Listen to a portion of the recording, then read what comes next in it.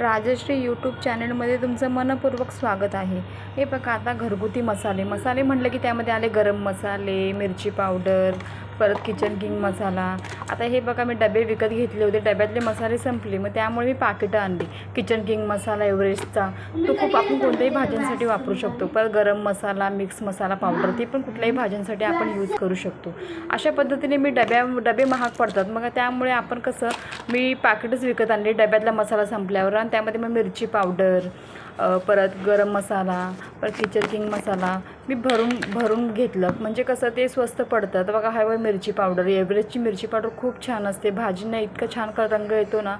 आणि गरम मसाला कसं इन्स्टंट आपल्याला कोणतीही एखादी रेसिपी करायची असेल तर आपण ती करू शकतो। असा उदाहरणार्थ किचन किंग मसाला आपण कुठल्याही भाज्यांना वापरू शकतो, जसं पनीरची भाजी किंवा बटाट्याचा रस्सा, नुसतं आपण मिक्स भाजी, असं त्या प्रकारे आपण हे यूज करू शकतो। मग हा बघा गरम मसाला, की आपण घरातले घरगुती मसाले संपले तर आपण हे वापरून आपण भाजी परफेक्ट चांगली करू शकतो।